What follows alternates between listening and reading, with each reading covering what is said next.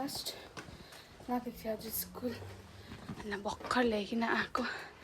फेरि रेडी भएर घर पुऱ्याउनु अनि हुन्छ दिवालीको होलिडे सुरु भइसक्यो नि त यिनीहरूको अन्त कतिको एक्साइटेड छ घर जानु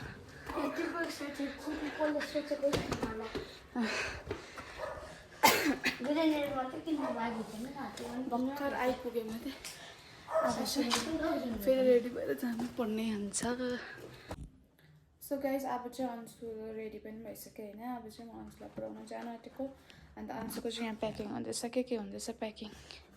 यो चाहिँ अघि किनेर ल्याएको पटेकाहरू एकदम प्याकिङ हुँदैछ यसको अन्त यो चाहिँ अब आज गएर सिधै दिवाली सकेर मात्रै आउँछु नि त अन्त अहिले जाँदा बिर्छु ल ढिलो पनि भइसक्यो गाडी पनि पाउँछ कि पाउँदैन हो त्यहाँदेखि फेरि म यता एक्लै आउनुपर्ने हुन्छ नि त सो अहिले भेट्छौँ अब चाहिँ हामीहरू रेडी भएर पनि घरबाट निस्केको हो यहाँ चाहिँ छ अंशुको के अरे प्याकहरू के लगेको छ यसले हो अन्त यहाँ चाहिँ छ अंशु बाई बाई बाई कहिले भेट्ने हो अब सिधै थर्सडे अन्त एकदम खुसी भइरहेछ कि अन्तखेरि म पनि गीत दिएको हेर म चाहिँ गाडीमा हालेर मात्रै पठाइदिनु भन्दै थिएँ नि त यसलाई कि गीत दिएको अन्त फेरि परसम्म जाउँ भन्दैछ हो अन्त दिन पनि यस्तो भइरहेछ ओराक्का लाउँदा फेरि म एक्लै हुन्छ होइन आज फेरि धनतेरसले गर्दा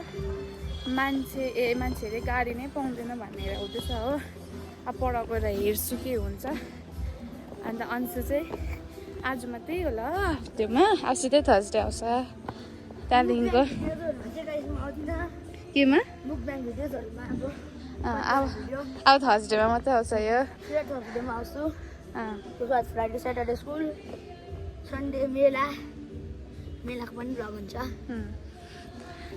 ल बाई बाई अहिले भेटौँ ल पढाइ गइछु भने चाहिँ म तपाईँलाई देखाउँछु भेटाउँछु यहाँ चाहिँ हिजोको चप्पल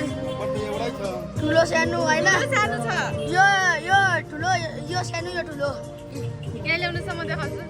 देख्यो ठुलो यो सानो छ यो सानो छ यो ठुलो छ हामी चाहिँ चढ्यो गाडीमा जाम भएर मर्न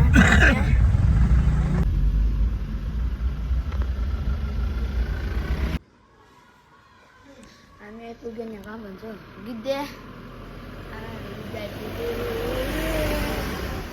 अब छिम्मा छैन के हामी कहाँ जानु आँटेको थिएँ हामी रक गार्डन तर गएन गाइस सरी रिजन त्यहाँ एउटा त यस्तो धुम्मा भयो कि गाइस अन्तखेरि पुरा डर लाग्यो नि त जानु दुईजना मात्रै त जाउँ हो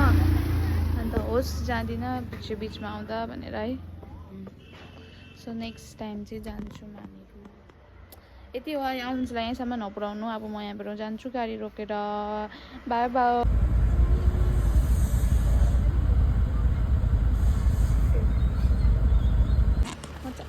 विद्यापति निस्किँदा चाहिँ उज्यालो भएको थियो होइन अन्त जामले गर्दा होइन कस्तो अन्धकारमा आइपुगेँ म अन्त मलाई चाहिँ घर जानु चाहिँ अल्छी लाग्यो कि अन्त अभिषेकले आउन यतै भन्छु त कहाँ कस्तो अन्धकार भइरहेछ यहाँ चाहिँ झन् यहाँ त लाइटले गर्दाखेरि मात्रै यत्तिको उज्यालो देखिरहेछ होइन